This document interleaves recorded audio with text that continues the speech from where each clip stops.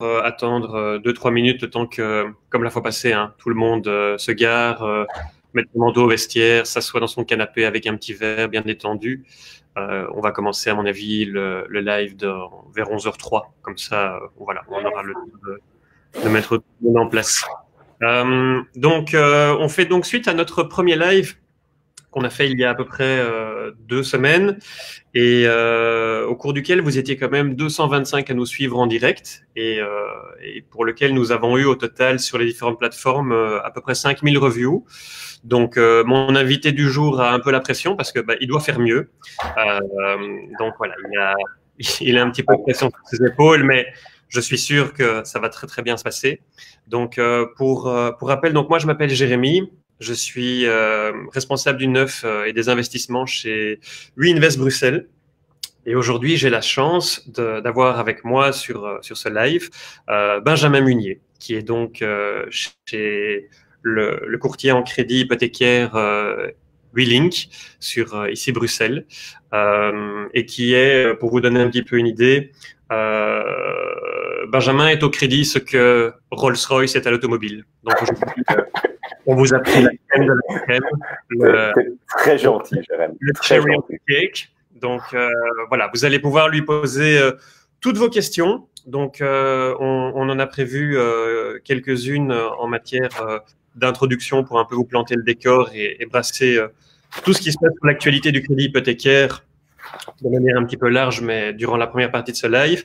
Et donc, n'hésitez pas vraiment. Hein. Donc, posez vos questions dans le chat. On a Laureline qui est derrière et qui va pouvoir rassembler les questions et nous les transmettre. Et donc, Benjamin pourra vous répondre de la manière la plus précise et professionnelle qui soit. Puisque, comme je l'ai dit aujourd'hui, on a la chance d'avoir vraiment un expert en crédit hypothécaire qui a une vue assez globale. Et donc, la raison pour laquelle on a demandé à Benjamin de venir aujourd'hui, c'est que donc il est courtier en crédit hypothécaire. Ça veut dire qu'il a la chance d'avoir une vision assez large, puisque WeLink, qui est donc le premier réseau de courtiers hypothécaires en Belgique, travaille avec presque toutes les banques et les institutions financières, et donc il a une vue assez large sur ce qui se passe. Et on trouvait qu'aujourd'hui, voilà, c'était le bon interlocuteur pour pouvoir partager avec vous toute son expérience et son savoir-faire. Donc, Benjamin, écoute, il est 11h03. Je pense que maintenant, on a tout le monde qui est là, donc on va pouvoir commencer gentiment. Donc, si tu le veux bien, je te lance la première question et on est parti. Ça va. Parfait. Bonjour à tous. Et merci, Jérémy, pour cette excellente introduction. Tu es le génie de l'introduction. Merci beaucoup. Ça me fait plaisir. Alors, tout d'abord, on voit un petit peu l'actualité qui a été un peu chamboulée. Il y a eu des modifications au niveau des crédits depuis le 1er janvier de cette année. Et donc, une des questions qui nous est beaucoup revenue de la part de nos clients, qu'ils soient primo-acquérants ou investisseurs, c'est, tiens, puis-je encore emprunter 100% du prix de mon bien aujourd'hui, en 2020, si je veux faire un achat immobilier? Et donc, qu'on comprenne bien, emprunter 100%, c'est donc de n'avoir en fait que en fonds propres le montant qui correspond aux taxations, et donc de devoir emprunter la valeur du bien pour lequel on fait une offre. Exactement. Donc, c'est vrai que depuis le 1er janvier 2020, la Banque nationale a, je ne vais pas dire obliger les banques à faire un peu plus attention aux crédits qu'ils octroyaient, mais a fortement limité la quotité, comme on appelle ça.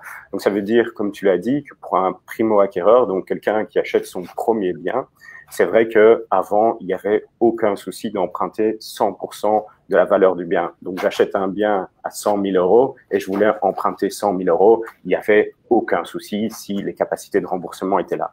Maintenant, la Banque nationale a quand même mis un petit holà à tout ça et a dit que pour la plupart des crédits maintenant, si j'achète mon premier bien, ma quotité doit être de 90%. Donc, ça veut dire quoi? Ça veut dire que je dois mettre les droits d'enregistrement en frais de notaire, plus 10% de mon prix d'achat. Donc, ça veut dire que j'achète 100 000, je pourrais emprunter normalement à la banque 90 000 euros. OK. Et donc, pour avoir aussi un peu une idée, donc là, tu parles beaucoup des primo-acquérants, mais est-ce que la donne a aussi un petit peu changé pour les multipropriétaires? Parce que nous, ici, dans le cadre de notre activité, on a bien sûr des gens qui nous appellent pour acheter leur appartement, leur maison, pour y habiter, mais on a également pas mal d'investisseurs, puisqu'on le sait, hein, le Belge a une brique dans le ventre, et d'autant plus avec ce qui se passe à l'heure actuelle et les marchés financiers qui jouent un peu au yo-yo, on a pas mal de gens qui ont encore de l'argent sur leur compte épargne ou placés simplement dans la bourse et qui auraient envie de matérialiser ça dans l'achat d'un investissement et donc que ce soit un second, un troisième ou un quatrième bien. Est-ce que les choses ont un petit peu évolué de ce côté-là aussi? Voilà, même chose. Donc, là, de nouveau, la Banque nationale a fortement invité les banques à limiter aussi la quotité pour les multipropriétaires. Donc, ça veut dire que avant, j'étais propriétaire de mon bien, je voulais acheter un petit appartement pour mettre en location.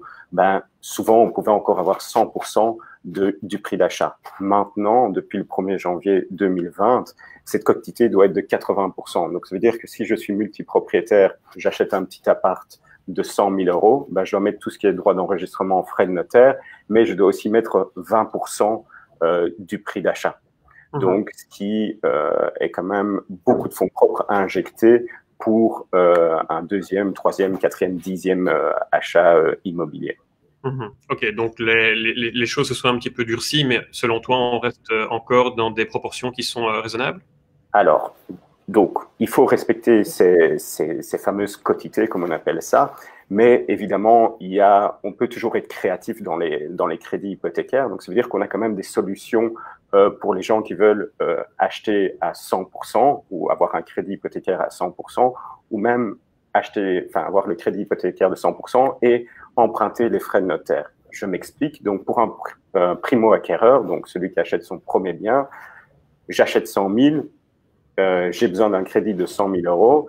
C'est vrai que c'est déjà un peu plus compliqué d'avoir ce crédit à 100%, mais c'est encore faisable. Donc, il y a toujours des dérogations possibles et imaginables.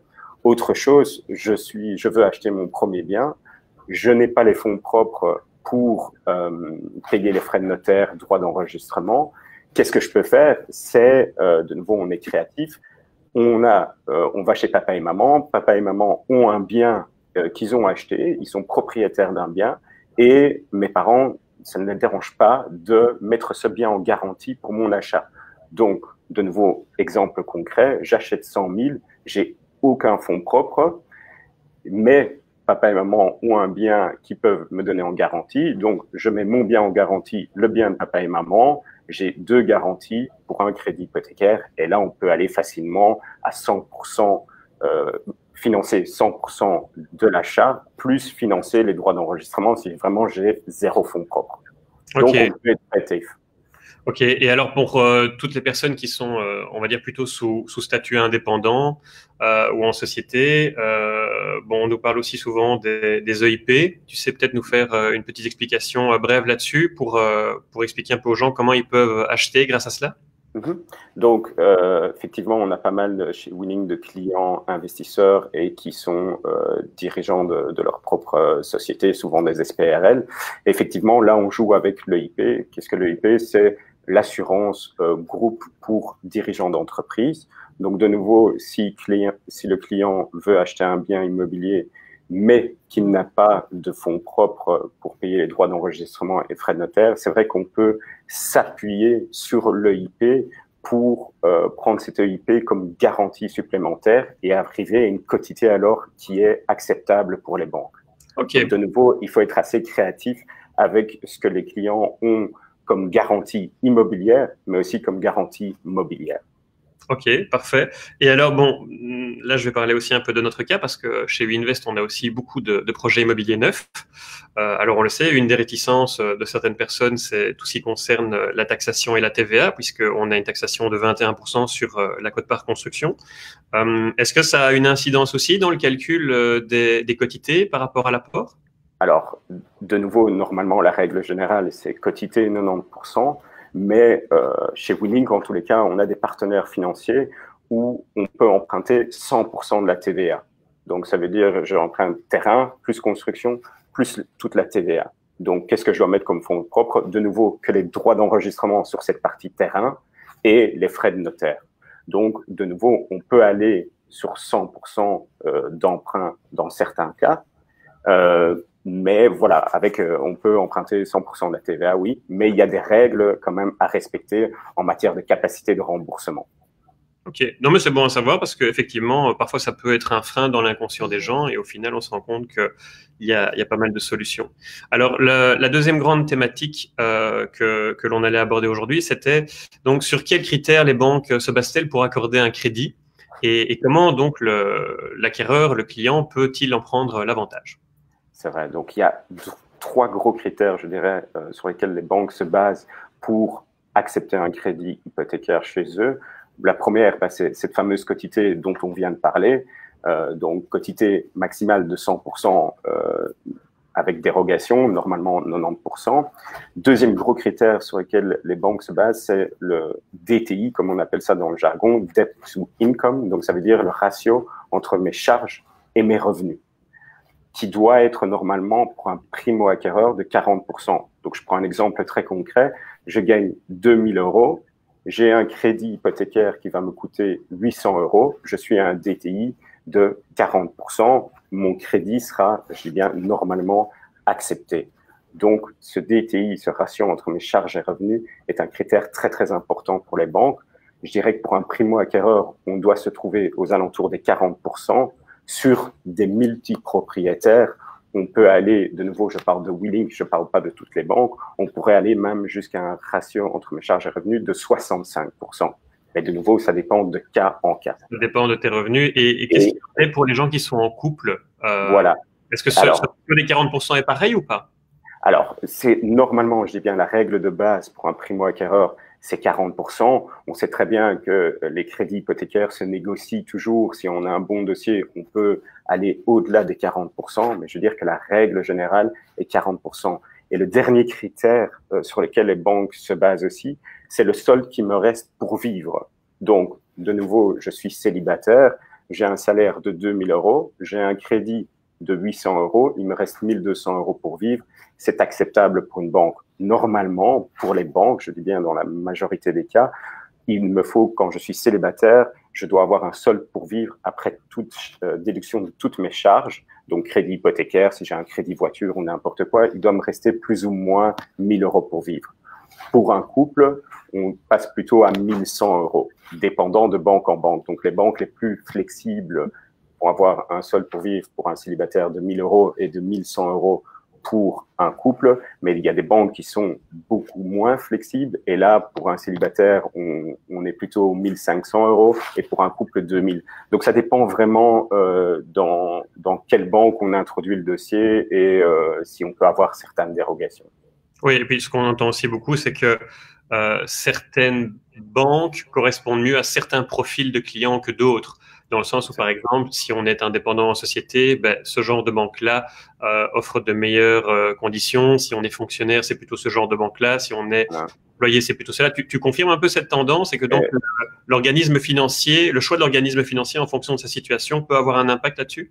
Exactement. Donc là, je parle de nouveau que pour Willink, évidemment, on a le choix entre une dizaine de banques différentes et c'est clair que quelqu'un qui est indépendant médecin, je ne vais pas le mettre, je ne vais pas introduire son dossier que quelqu'un qui est peut-être sous la mutuelle. Donc vraiment, ça dépend du profil du client.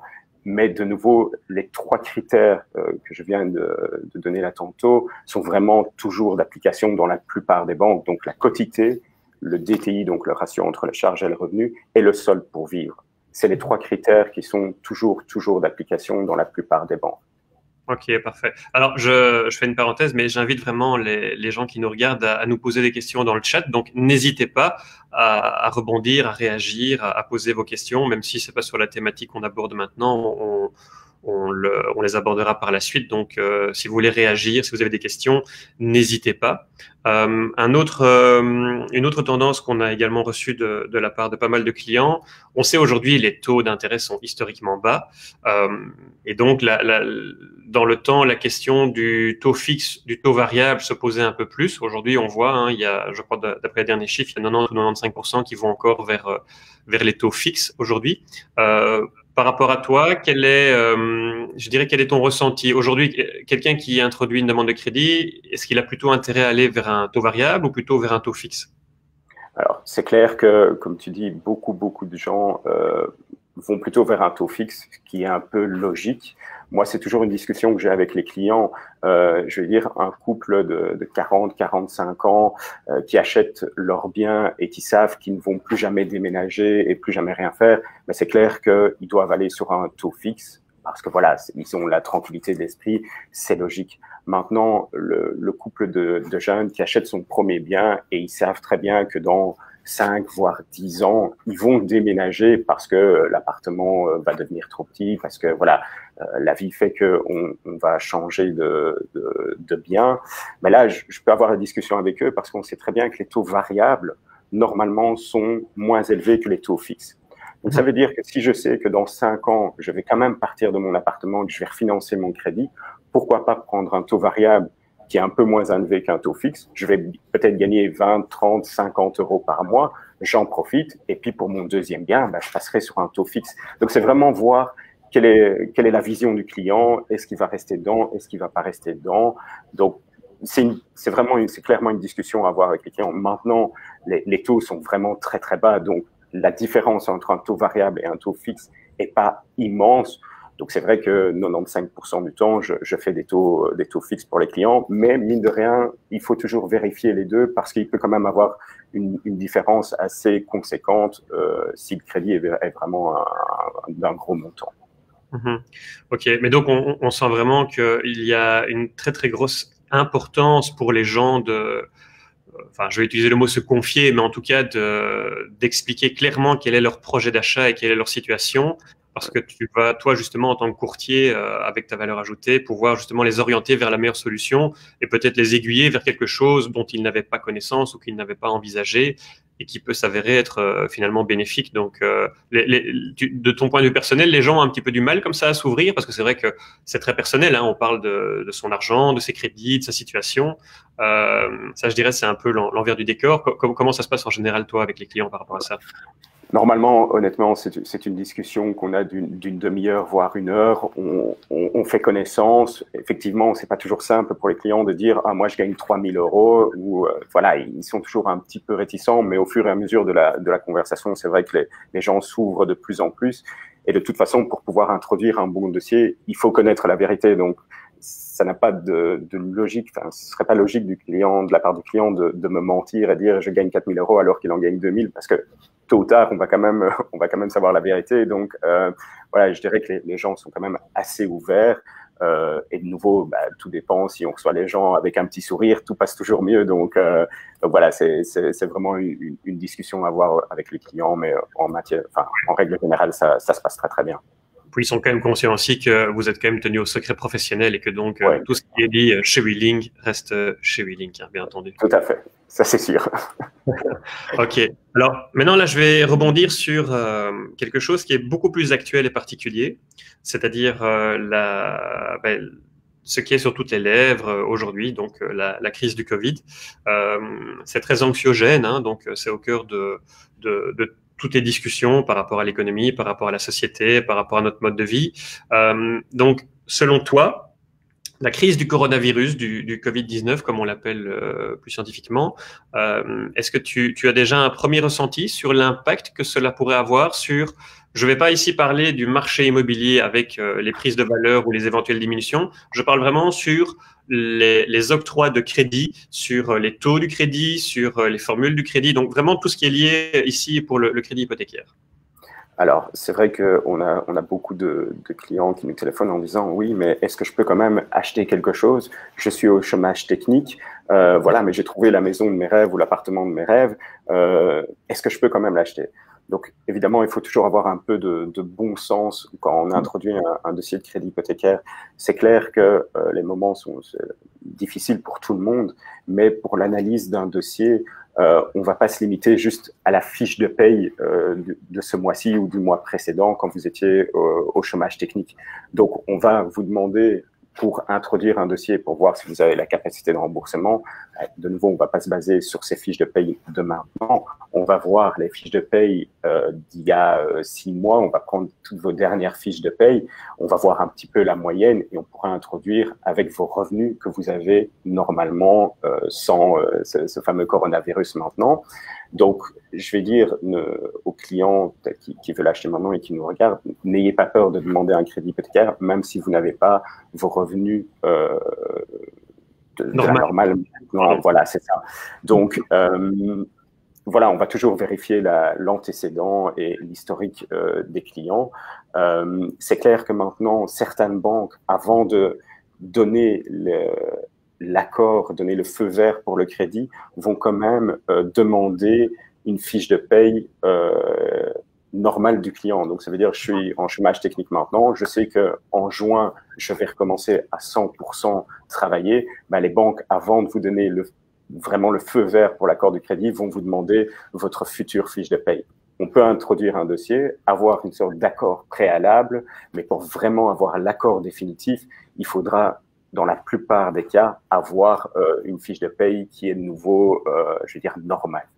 OK. Et alors, par rapport justement je dirais aux secteurs qui sont vraiment les plus durement touchés par la crise, et bon, il y en a beaucoup, donc je m'excuse d'avance si je ne les cite pas tous, mais les premiers qui me viennent à l'esprit, c'est fatalement tout le secteur de l'aéronautique qui est complètement paralysé et dans lequel on annonce dans de grandes maintenant sociétés multinationales des licenciements, l'Horeca qui est complètement à l'arrêt, tous les gens qui dépendent de l'événementiel, de la culture, donc ce sont les secteurs les plus durement touchés parce qu'ils sont toujours à l'arrêt. Tous les grands festivals ont été annulés, donc il y a pas mal de gens ici qui se retrouvent sans revenus. Est-ce que pour cette catégorie de personnes-là, c'est la même chose, ou là les banques sont par contre un petit peu plus prudentes ou réticentes dans leur analyse de dossier? Alors, comme tu as dit au début de ta présentation, c'est vrai qu'on travaille en tant que courtier, on travaille avec une dizaine de banques différentes. Il y a des banques qui vont être plus souples et d'autres plus strictes. C'est clair, sans vouloir être méchant, que le secteur de l'Horeca n'est pas le secteur le mieux vu des banques. Donc, c'est vrai qu'il y aura une attention particulière à ce secteur-là. Et là, je pense vraiment que des nouvelles fiches de paye avec une reprise normale de l'activité va être nécessaire. Donc, te dire que ce sera impossible pour les gens de l'Horeca ou d'autres secteurs qui sont fort touchés par la crise du corona, que ça va être impossible d'avoir un crédit hypothécaire, je vais pas aller jusque-là, mais ça va peut-être être un petit peu plus compliqué que quelqu'un qui travaille dans l'administratif ou n'importe. Donc, voilà, c'est toujours des secteurs qui sont un peu plus touchés par ce genre de crise et les banques sont beaucoup plus regardants, malheureusement, pour tout ce qui est Horeca, construction, ce genre de domaine un peu touchy. Oui, rappelons aussi que il n'y a pas que les revenus, il y a aussi le patrimoine et les revenus d'à côté, et qu'on est dans une situation professionnelle compliqué, mais avec quand même des avoirs et de la réserve derrière, et ça joue dans la balance. Bien sûr, oui, des revenus locatifs, ce genre de choses peuvent toujours être prises dans la balance pour justement calculer les 3 points dont j'avais dit, la quotité, le DTI et le sol pour vivre. Donc, c'est un crédit hypothécaire, il faut toujours voir ça dans la globalité des revenus, la globalité des charges. Donc, le crédit hypothécaire, c'est souvent du cas par cas. Donc, vous dire maintenant, vous, c'est non, vous, c'est oui, je vais pas savoir le dire, il faut vraiment analyser tout le dossier en une fois. Oui, donc on sent bien la valeur ajoutée justement de ta profession à ce niveau-là, c'est d'avoir une vision vraiment globale de la situation. Avant de passer donc aux questions plus particulières des gens qui nous suivent, est-ce que tu as eu l'occasion, comme tu l'as dit, hein, vous travaillez avec pas mal de banques, d'avoir des contacts, je dirais un petit peu plus perso, pour un petit peu voir quelles sont les tendances, est-ce que les taux vont monter, vont descendre, est-ce que les mesures vont se durcir, enfin, est-ce que tu as, je dirais, des informations qui viennent directement de la source et qui donc pourraient donner certaines tendances aux personnes qui nous suivent? Je t'avoue que j'ai quand même un peu préparé notre rendez-vous, donc effectivement, j'ai téléphoné à certaines personnes des banques avec lesquelles on travaille pour avoir un petit peu un update et voir un peu ce que eux voient comme évolution dans les taux. La réponse a toujours été la même dans toutes ces banques, c'est que dans les prochains mois, ils ne voient pas de gros changements dans les taux. Donc, le taux va rester comme il est maintenant, donc assez bas. Je dirais jusqu'à la fin de l'année, toutes les personnes que j'ai eues au téléphone, en tous les cas, c'est pas moi, Benjamin Minier, qui le dit, mais toutes les personnes que j'ai eues au téléphone, c'était le même son de cloche, c'est que normalement, d'ici la fin de l'année 2020, il ne devrait pas avoir de gros changements. Après, ce que je conseille toujours aux clients, c'est de quand même pas prendre le risque. Donc, si vous avez un projet maintenant, introduisez votre dossier de crédit hypothécaire maintenant. Vous savez que les taux sont bas maintenant. Prenez pas le risque de peut-être avoir un taux qui sera plus élevé d'ici la fin de l'année. Donc, personne n'a la boule de cristal, mais en tous les cas, les infos que j'ai eues de mes différents contacts, c'est que normalement, jusque fin 2020, il ne devrait pas avoir de changement drastique, ni vers le haut, ni vers le bas dans les taux d'intérêt. Mais de nouveau, si vous avez un projet, introduisez votre dossier maintenant, même avec des fiches de paye qui sont peut-être pas des fiches de paye normales, mais voilà, on sait toujours s'arranger avec l'historique professionnel que vous avez. Oui, alors bon, toi et moi, on ne travaillait pas encore à cette époque-là, au début des années 90, quand on avait des taux supérieurs à 10%, mais on a connu les crédits à du 5, 5,5. Aujourd'hui, on est sous la barre des 2, et c'est vrai que rien que d'un point de vue de probabilité, c'est vrai que pour l'avenir, en tout cas, il y a quand même plus de chances que ça aille à la hausse qu'à la baisse. Ça va être difficile de descendre encore de beaucoup. Donc c'est vrai que nous aussi le ressenti qu'on a, c'est que ça va rester un petit peu la même chose, et ça risque peut-être dans un avenir proche de monter un peu, mais pas beaucoup. Et de toute façon, de ce que moi j'ai vu aussi, la BCE n'a pas l'air de changer son taux directeur et veut relancer l'économie, donc il n'y aurait pas vraiment d'intérêt majeur d'un point de vue macroéconomique à refaire monter les taux de manière significative et casser le marché. Non, exactement. Donc, comme j'ai dit, les taux vont quasi pas bouger. Et de nouveau, comme on l'a dit là tantôt, pour avoir un superbe taux et pour avoir un dossier qui est accepté, c'est de nouveau jouer sur ces 3 facteurs que j'ai nommés là tantôt. Si ces facteurs-là sont bons, vous allez avoir un excellent taux. C'est souvent la question que j'ai de mes clients, c'est ouais, Benja, j'ai mon voisin qui a du 1,5 et toi tu me proposes du 2. Évidemment, il faut toujours comparer ce qui est comparable. Est-ce que ton voisin a mis 150 000 euros de fonds propres pour un achat de 200 000 et qui gagne 10 000 euros et que son crédit lui coûte 100 euros par mois? Évidemment qu'il aura un meilleur taux que peut-être quelqu'un qui n'a pas un aussi gros salaire, qui ne met pas de fonds propres. Donc, c'est bien toujours de comparer les taux, mais voilà, il faut comparer. Mais il n'y a pas que le taux, surtout. Voilà. Moi, c'est ce que je dis souvent aux clients, c'est qu'il y a effectivement le taux, et puis il y a ce qu'on appelle le fameux taux AEG, puisqu'il faut regarder les choses dans la globalité. Et parfois, un taux peut paraître plus intéressant, mais quand on prend toutes et ça, je te fais une question pour savoir si tu peux confirmer ça, mais quand tu prends tout en considération, donc que ce soit l'assurance solde restendu, l'assurance de l'habitation et tous les autres frais annexes, tu peux avoir des cas où un taux qui est plus élevé, au final, te coûte moins cher en crédit qu'un taux qui est moins élevé, parce que justement, il y a tous ces frais annexes qui sont peut-être moins chers. Mais c'est clair que le solde restendu, le fait de devoir prendre une assurance habitation et ce genre de choses peuvent vraiment avoir un gros impact sur la mensualité finale d'un crédit hypothécaire. Donc, comme tu dis, il faut voir le crédit hypothécaire dans sa globalité.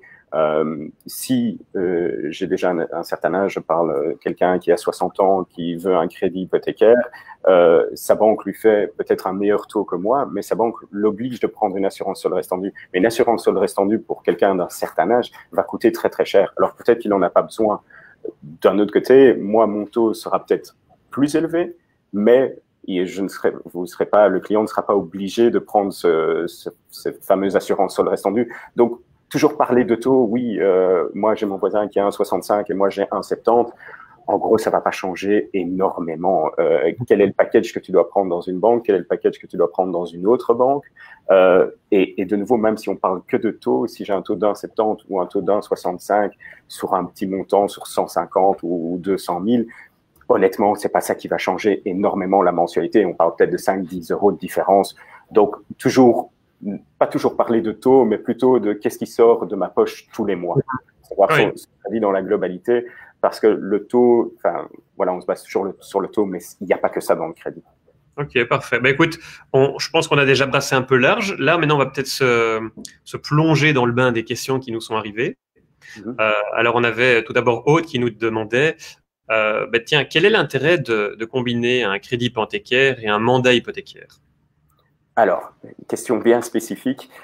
Donc, on sait que un crédit hypothécaire, la banque prend une hypothèque sur mon bien.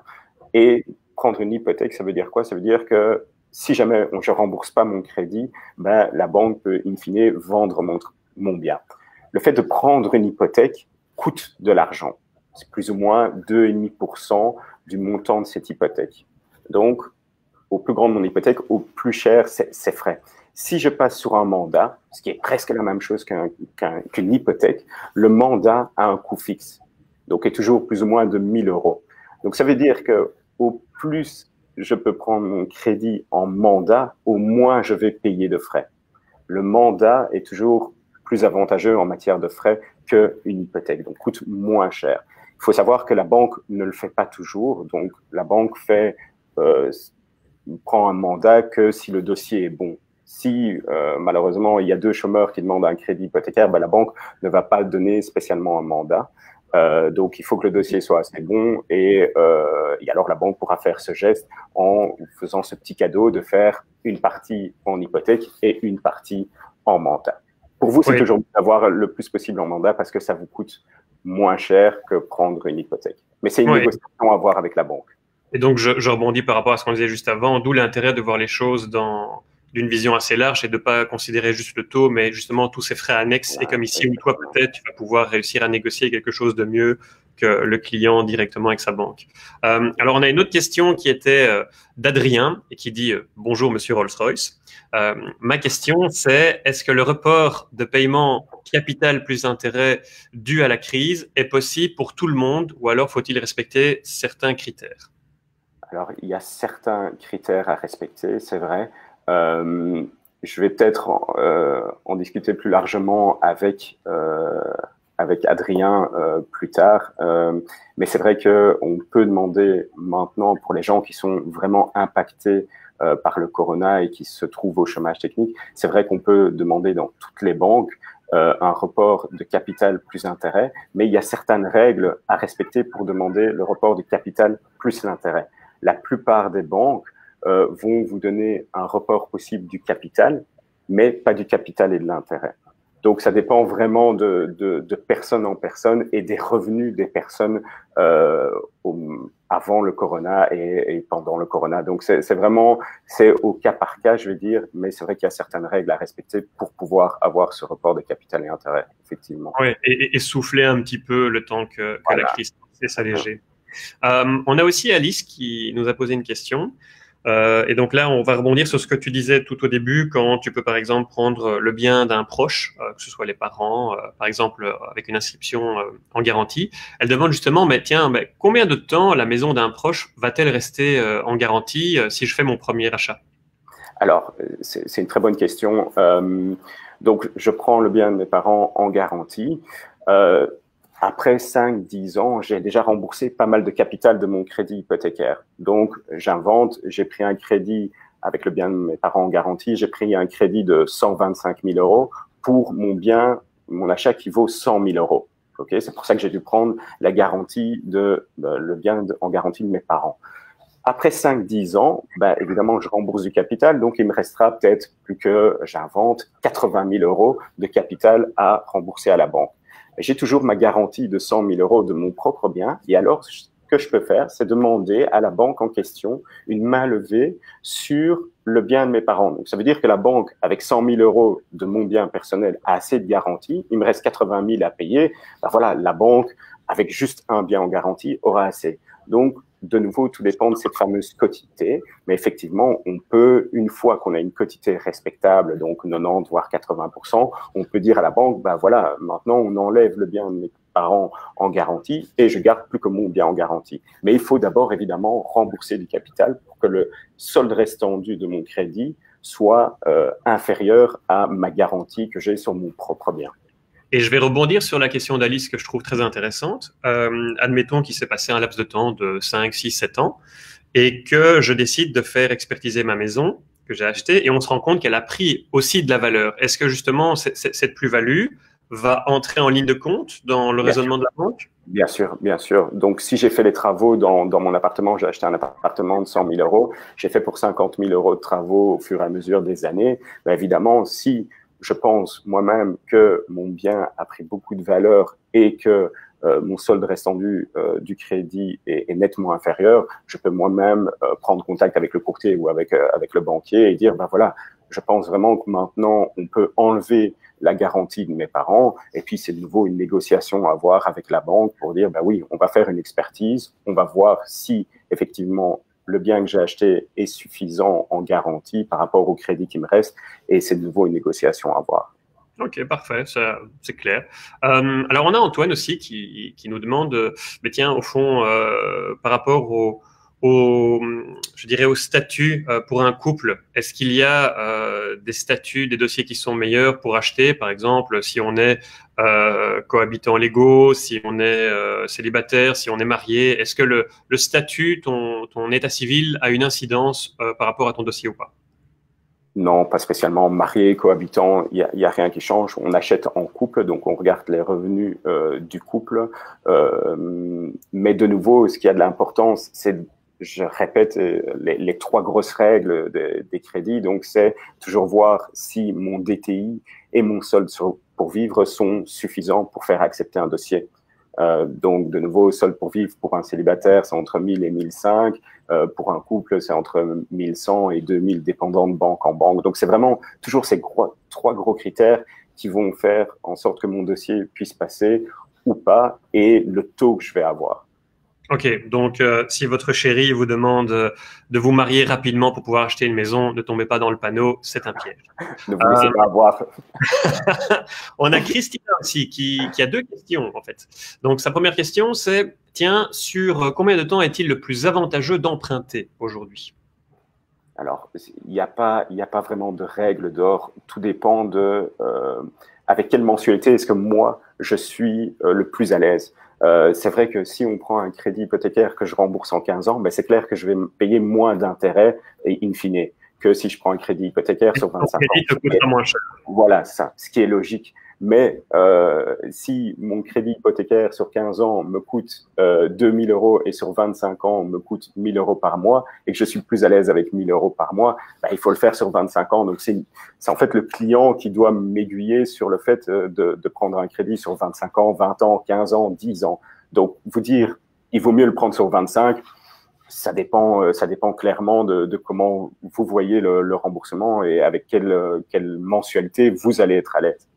Oui, et puis moi, ce qui me vient aussi à l'idée, c'est que quand on a un taux fixe et que la mensualité est donc constante, il faut pas oublier aussi que si on a par exemple une mensualité de 1000 euros aujourd'hui, dans 10 ans, dans 15 ans, ça restera 1000 euros. Mais par contre, peut-être que la situation économique et notre situation personnelle aura évolué et qu'on gagnera plus de 1000, mais peut-être 2005, 2008, enfin j'en sais rien, ça dépend un peu de l'inflation et comment la société évolue. Mais donc logiquement, plus le temps va passer, moins cette charge va peser dans le panier de la ménagère, on va dire. Voilà. Et puis après, si les revenus augmentent, ben, rien ne nous empêche dans 5 ans de revoir le crédit et peut-être le mettre sur une durée plus courte que ce qui reste maintenant. Donc, c'est toujours avoir une discussion avec son banquier ou avec son courtier pour voir, avec cette nouvelle situation, qu'est-ce que je dois faire de mon crédit. Alors, sa deuxième question à Christina, c'est, eh bien, tiens, par rapport à notre statut professionnel, est-ce que cela peut poser un problème si, par exemple, dans le cadre d'un couple, il y a monsieur qui est en CDI et madame qui est en CDD? Okay. Donc, CDD, c'est vrai que c'est un peu plus touchy, on va dire, mais de nouveau, la plupart des banques regardent l'ancienneté du CDD. Donc, si vous êtes en CDD depuis 2 ans, ben, on va pas faire de différence entre un CDI et CDD. Donc, on regarde toujours l'historique professionnel du client. S'il a un historique professionnel, je parle de la plupart des banques de nouveau, s'il y a un historique professionnel de plus d'1 an, ben, on ne fera pas de différence entre un CDI et CDD. Donc, ça arrive très, très souvent que les gens ont commencé comme intérim pendant 2-3 mois, puis pendant 6 mois, puis ils ont eu un CDD de 6 mois et ils ont de nouveau un CDD de 6 mois. Ben, on a un historique professionnel de presque 1 an et demi. On va pas faire la différence entre un CDI et CDD. Donc, il faut pas avoir peur de demander un crédit hypothécaire quand on a un CDD. Maintenant, si je viens de commencer à travailler en CDD, donc j'ai 22 ans, je viens de commencer à travailler et on me donne un CDD et après 2 mois, je fais un crédit hypothécaire, malheureusement, là, ça va être très, très compliqué. Mais si j'ai un CDD qui est renouvelé tous les 6 mois et que ça dure depuis 1 an, mais il n'y a aucun souci d'avoir une acceptation de crédit. Ouais, donc on sent bien que ce qui est plus important au-delà du statut, c'est la constance, voilà, la stabilité. C'est vraiment l'historique professionnel qui va être important. Ok. Alors, ici, j'ai une question, je pourrais déjà répondre parce on a vécu le cas il y a pas si longtemps et avec encore plus que ça. On a Véronique qui nous dit « Bonjour Benjamin, est-il encore possible d'avoir un crédit lorsque l'on a par exemple 56 ans ?» Et ici, dans son cas, elle précise voilà, j'ai un revenu de remplacement, mais j'ai une maison qui est payée aux 3/4. Alors, effectivement, il y a une limite d'âge pour le crédit, mais c'est vrai, Jérémy, on l'a vu ensemble que cette limite d'âge est quand même assez extensible. Mais je veux dire qu'en règle générale, la fin d'un crédit hypothécaire pour un dossier classique doit se terminer aux 70 ans d'un client, voire parfois 75 si le dossier est vraiment bon. Et c'est vrai qu'ensemble, Jérémy, on a eu un dossier pour une cliente qui avait 70 ans et on a encore fait un crédit hypothécaire sur 15 ans. Donc, c'était vraiment une dérogation parce que le dossier était excellent. Mais donc, voilà, on peut encore aller. Du courtage hypothécaire. Donc, voilà, c'est pour ça qu'on t'a invité aujourd'hui. Tu fais des miracles. Mais effectivement, donc, par rapport à. Vraiment, normalement, la règle générale, c'est 70 ans à la fin d'un crédit hypothécaire, voire 75 pour les bonnes quotités. Et au-delà, si le dossier est vraiment, vraiment, vraiment bon. Oui, et donc de nouveau, on le répète, ce qui est important, c'est pas uniquement l'âge, c'est pas uniquement les revenus, c'est pas uniquement ceci ou cela, c'est vraiment la vision globale et chaque personne a, je dirais, a un cas particulier et donc il faut l'analyser dans sa globalité. Mais donc, moi mon conseil, c'est ne partez pas défaitiste, allez voir votre banquier, allez voir un courtier et exposez votre cas et il pourra à ce moment-là vous donner une réponse. Comme j'ai dit, on a des solutions un peu pour tout le monde. Voilà, acheter sans fonds propres, acheter avec une quotité de 100%, tout ça est encore faisable, mais il faut effectivement aller voir, je préfère que vous venez me voir moi que votre banquier, mais je veux dire, parlez d'abord à quelqu'un du monde du crédit hypothécaire avant de vous dire « Ah ben non, ça va d'office pas être possible ». Donc, toujours avoir cette discussion avant et voir s'il y a une solution. Alors, je vais pas faire non plus l'avocat de Benjamin, ni de Willink, ni des courtiers, mais ça aussi, c'est peut-être important parce que tout le monde ne le sait pas. Quand vous allez voir votre banque ou quand vous allez voir votre courtier, ça ne va pas vous coûter plus cher ou moins cher. Donc, quand vous allez voir votre banque, la banque négocie avec le siège et donc elle se fait payer par le siège. Quand vous allez voir votre courtier, c'est en fait le même schéma. Le courtier négocie aussi avec le siège de la banque directement. Donc, ça ne va pas vous coûter plus cher ou moins cher d'aller d'un côté ou de l'autre. C'est juste que d'un côté, vous avez un intervenant qui est indépendant et qui donc va défendre votre dossier. Et de l'autre côté, c'est voilà. Mais ça, c'est juste une parenthèse. Donc, n'ayez pas peur d'aller vers l'un ou vers l'autre. En tout cas, ils sont des professionnels du secteur. J'ai encore une question de Quentin. Non, d'abord, j'ai Nicolas, pardon. J'ai sauté une question. Il demande jusqu'à quel pourcentage peut-on aller en mandat hypothécaire? Je pense qu'il rebondit sur la question qu'on a énoncée plus haut. Alors, je veux dire que la règle générale, normalement, si le dossier est bon, c'est 50-50. 50% hypothèque, 50% mandat. Si votre dossier est excellent, parfois on peut travailler à 100% de mandat, mais il faut que le dossier soit vraiment, vraiment bon parce que le mandat hypothécaire est un petit peu plus risqué pour la banque qu'une garantie, qu'une hypothèque. Donc, je dirais que règle générale, normalement, c'est 100% d'hypothèque. Si le dossier est correct, on va vers 50-50. Si vraiment vous avez un excellent dossier, on peut demander 100% de mandat, mais c'est quand même une dérogation à avoir. Ok. Et alors, on a encore Quentin qui nous disent voilà, les banques ne financent pas les frais de notaire malgré 2 biens en garantie et une quotité faible. Donc là, je présume qu'il parle d'un cas perso. Il dit comment faire? Quentin, tu m'appelles et je te règle ça en 2 secondes. Non, mais c'est vrai, s'il y a des garanties, je sais que pour certaines banques, les plus grosses banques en Belgique, c'est vrai que si on n'a pas de fonds propres, même si le dossier est excellent, mais qu'on n'a pas le fonds propre pour payer tout ce qui est droit d'enregistrement et frais de notaire, ils vont vous dire non. Mais c'est là, de nouveau, je me fais un peu de pub, mais c'est pas fait exprès, mais c'est là où le courtier peut avoir une plus-value, c'est que on va être un peu plus créatif et on a des banques qui offrent des solutions pour ton dossier. Je t'avoue que j'en ai déjà fait. Si ton dossier est bon, après avec capacité de remboursement et tout ça, mais un dossier avec un deuxième bien en garantie, j'en fais, je vais pas dire des milliers par an, mais j'en fais beaucoup en tous les cas. Ouais. Donc là, moi aussi, je dirais à titre perso, on a déjà collaboré plusieurs fois avec Benjamin en lui envoyant des clients. Et c'est vrai qu'on a déjà brassé un peu tous les profils, toutes les situations, des dossiers entre guillemets dits faciles, des dossiers un peu plus compliqués. Et c'est vrai qu'on a remarqué en tout cas que ils sont chez Wheeling très créatifs et ont des bons outils. Donc que vous soyez en société, indépendant, employé, fonctionnaire. Donc c'est pas mal du tout. De manière générale, je dirais aussi pour toutes les personnes qui nous regardent, si jamais vous voulez vraiment avoir une analyse de votre dossier ou si vous avez des questions plus pointues, vous ne devez pas hésiter à nous écrire. Vous pouvez m'écrire à moi directement, donc jeremy@weinvest.be, donc c'est facile. jeremy@weinvest en un mot.be. Et à ce moment-là, on peut transférer vos coordonnées acquis de droit, notamment chez WeLink, puisque Benjamin s'occupe de Bruxelles et si vous êtes à Arlon, il va peut-être pas faire la navette jusque-là, mais en tout cas, on pourra à ce moment-là vous dispatcher vers le Benjamin local. On a encore 2 questions qui viennent d'arriver.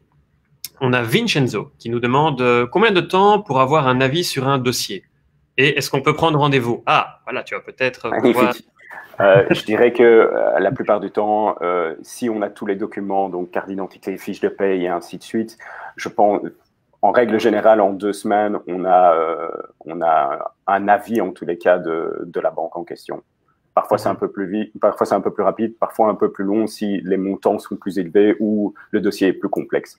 Mais je dirais qu'en règle générale, en 2 semaines, ça doit être réglé. Oui, et nous ici, de ce qu'on a vu durant la crise, on est toujours en crise du Covid, mais je dirais vraiment pendant le confinement, chez Invest Bruxelles, ici je parle, puisque dans tout le groupe, il y a bien sûr eu d'autres choses, mais j'ai pas une vue globale de tout ce que mes confrères font. Mais sur Bruxelles, on a fait 24 transactions entre le 18 décembre et le 10 mai. Donc essentiellement dans le neuf et en vente sur plan. Donc je rassure tout le monde, c'était à distance, en respectant le confinement, etc., etc. Et donc on a déjà des dossiers qui sont passés au stade du compromis. Et la seule chose qu'on a remarqué, c'était que voilà, le délai de réponse, au lieu d'être comme dit Benjamin sur 2-3 semaines, il était plutôt sur 3-4 semaines parce que avec même pour les banques, hein, le télétravail, bon voilà, ça pousse un peu les délais, mais globalement. Vincenzo, tu peux compter que en moins d'1 mois, tu peux avoir une réponse définitive et surtout que maintenant que les choses reprennent un petit peu leur cours au niveau économique, on revient tout doucement sur le rythme de croisière. Et alors, on a encore... j'ai Jonathan qui me dit 18 mars. Je sais plus ce que j'ai dit comme date, mais donc on a fait 24 ventes entre le 18 mars et le 10 mai. Je me suis peut-être trompé, donc j'ai le grand chef qui me contrôle et qui me corrige et il a bien raison, c'est pour ça qu'il est là aussi. On a enfin Adélia qui nous dit quels sont les 3 points conseils les plus importants que vous pouvez donner aux jeunes travailleurs qui veulent prendre un crédit hypothécaire. Moi, je te dirais de toute façon, Adélia, acheter un bien pour y vivre, c'est déjà une forme d'épargne. Ça, c'est déjà la première chose. C'est jamais perdu. Mais je vais laisser Benjamin te répondre puisque c'est lui le spécialiste en la matière. Oh, mais je rejoins tout à fait Jérémy. Moi, je conseille toujours à mes clients, mais c'est parce que je suis dedans, d'acheter le plus rapidement possible. Pourquoi? Parce que c'est toujours plus logique de payer un crédit hypothécaire que de jeter, entre guillemets, son argent par les fenêtres en payant un loyer. Donc, je dirais que essayer d'acheter le plus rapidement possible. C'est le meilleur conseil que je peux vous donner. Donc, dès que vous avez un peu d'argent de côté pour payer les droits d'enregistrement, frais de notaire ou, comme j'ai dit, d'autres montages avec des garanties supplémentaires, essayez d'acheter. C'est toujours mieux que payer un loyer. Donc, dès que vous avez, je dirais que si vous êtes très très jeune, vous venez de commencer à travailler, je dirais qu'il faut minimum 6 mois, voire 1 an de fiche de paye pour pouvoir introduire un dossier. Donc ça, c'est mon meilleur conseil, c'est acheter le plus rapidement possible. On sait très bien que le Belge a une brique dans le ventre, ce n'est pas pour rien. Laisser de l'argent sur un compte d'épargne, ça rapporte plus rien du tout. Donc, il vaut mieux mettre son argent dans l'IMO, qui est le seul produit, enfin, je prends des pincettes, qui est le seul produit qui peut encore rapporter quelque chose en Belgique qui va vous rapporter un revenu locatif par après. Donc, mon conseil, de nouveau, achetez le plus rapidement possible, surtout que les taux sont très, très bas pour l'instant et que le crédit hypothécaire est encore accessible. Qui sait que, il ne dit pas que dans un an, la Banque nationale va dire, ah ben maintenant, on ne fait plus du tout de quotité 100%, plus de quotité 90%, mais c'est 70% de quotité. J'en sais rien. Donc, si vous l'achetez, achetez maintenant. Les taux sont bas, on peut encore faire des crédits hypothécaires assez facilement, donc je dirais voilà. Mais donc je vais rebondir, je vais demander à Laureline, qui est notre responsable marketing ici chez WeInvest et qui gère un peu le chat. Laureline, n'hésite pas à mettre mon adresse email dans le chat, donc jeremy@weinvest.be, parce que je vois qu'il y a plusieurs personnes qui demandent des choses vraiment plus particulières. Et comme ça, à ce moment-là, on pourra faire suivre à Benjamin ou à un de ses collègues en fonction de votre zone géographique. Mais donc, n'hésitez vraiment pas.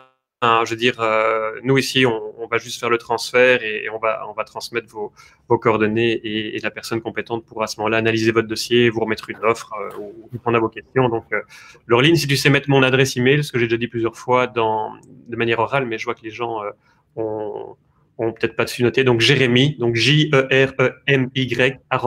@weinvest, WEINVEST.be, mais j'espère qu'on va le noter dedans. Alors il y a apparemment Vincenzo qui aimerait bien avoir voilà, il dit que son dossier est prêt, donc il va peut-être te transmettre ça, je ne sais pas. On a Miguel Angel aussi qui dit qu'il est preneur, donc c'est une bonne chose aussi. Alors, on a aussi Frédéric qui nous dit est-ce que les crédits à la consommation, comme les crédits en grande surface, l'achat à crédit, etc., ou à mon avis, je pense aussi les cartes Visa qu'on a contractées, sont aussi pris en compte dans notre dossier? C'est une bonne question, ça, Frédéric. Effectivement, c'est ce qu'on appelle les cartes Visa et tout ça, c'est ce qu'on appelle des ouvertures de crédit. Donc, ces ouvertures de crédit sont notées à la Banque nationale. On sait très bien que les analystes dans les banques ont accès à votre banque nationale, pas vraiment en détail, mais ils peuvent voir que vous avez une carte Cora, une carte Crefel, une carte Carrefour, et tout ça sont des ouvertures de crédit. Donc les banques prennent ça en considération. Normalement, ils calculent 3% de ce montant en charge en plus. Donc ça veut dire que si j'ai une carte Visa de 1 000 €, la banque va prendre 30 € de charge en plus, comme si vous avez un crédit de 30 € en plus. Donc ça peut, si vous avez 36 000 cartes, effectivement, ça peut jouer en votre défaveur dans l'analyse d'un dossier. Ça va impacter de nouveau ce fameux DTI, votre ratio entre vos charges et vos revenus, d'une manière négative. Donc faites vraiment, vraiment attention à ce genre de cartes. J'ai souvent des clients, je regarde avec eux où ils viennent avec leur fiche de la Banque nationale. Je vois avec eux qu'ils ont 5-6 cartes de 2 000, voire 5 000 €. Et ils ne savent même pas d'où ça vient. Donc, ils ont contracté une carte comme ça il y a 5 ans au Cora. Ils ont perdu cette carte. Malheureusement, elle reste toujours à la Banque nationale. Et donc, ça a un impact, un gros impact. Si on a beaucoup de cartes comme ça un gros impact négatif sur une demande de crédit hypothécaire. Donc, faites vraiment attention avec toutes ces cartes de Carrefour, Crefel, Cora, pour en citer que quelques-unes, mais vraiment, vraiment, ça a un impact très négatif pour votre dossier. Et il est aussi possible de racheter tous ces crédits le cas échéant. Donc, voilà. Exactement. Écoute, je trouve qu'on a brassé pas mal. On est déjà sur presque 1 heure, donc je pense qu'on va pouvoir clôturer ici.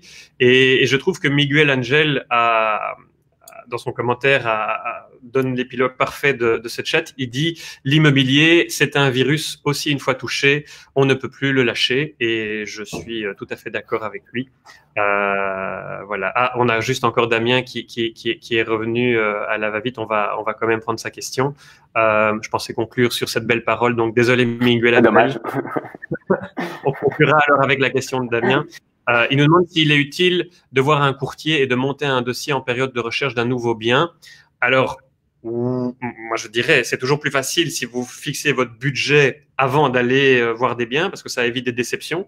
Mais Benjamin, je te laisse conclure là-dessus et après, comme on dit, on va pouvoir rendre l'antenne. Ouais, donc effectivement, c'est toujours mieux d'aller voir de nouveau un banquier ou son courtier pour savoir sa capacité d'emprunt maximale. Parce que commencer à faire des offres sur un appartement, vous faites une offre sur un appartement de 300 000 et puis vous allez introduire votre dossier, vous voyez que c'est infaisable, c'est embêtant pour tout le monde. Donc je dirais, allez d'abord connaître votre capacité de remboursement, allez faire une analyse avec un courtier ou un banquier pour connaître, voilà, je peux acheter jusqu'à 300 000 ou 150 000 mon bien, et puis seulement mettez-vous à la recherche parce que comme ça vous avez ça fixé devant vous et vous savez quel est le budget que vous pouvez emprunter. Donc toujours aller voir quelqu'un avant de se lancer dans une recherche immobilière, c'est toujours mieux. Ouais, donc Damien, pour bien comprendre, c'est d'abord fixer le budget, trouver le bien, et puis négocier son crédit. Voilà. Ce sont trois choses différentes et c'est vrai que idéalement, pour éviter que tout le monde perde son temps et que tu aies peut-être des frustrations parce que tu vois un bien sur lequel tu flashes et que tu ne pourrais malheureusement pas t'offrir, c'est mieux de déterminer ton budget en amont. Donc écoute, Benjamin, je tenais à te remercier. Merci à toi. Fait ça d'une main de maître et tu nous as éclairé sur beaucoup de choses et je trouve ça bien parce que même si ici chez Winvest, fatalement, voilà, on est une agence immobilière, on est un réseau d'agences et on est très très fort au niveau de tout ce qui est commercialisation des biens. On a des connaissances en urbanisme, en architecture, en crédit et un peu toutes choses. Mais je pense que c'est comme dans tout, c'est important d'avoir après un spécialiste. Donc nous, on peut donner l'information générale et puis après, comme vous le voyez, on peut orienter vers des spécialistes parce que à chacun son métier. Donc je te remercie, je te souhaite Merci à toi. Et donc pour tout le monde, si vous avez encore des questions ou si vous voulez nous envoyer vos coordonnées pour vous être recontacté, donc on l'a mis dans le chat, hein, mon adresse email, jeremy@winvest.be et on a encore Adrien qui nous dit la Rolls-Royce de la conclusion. Merci à toi Adrien. Bonne journée à tous. Merci, au revoir. Au revoir.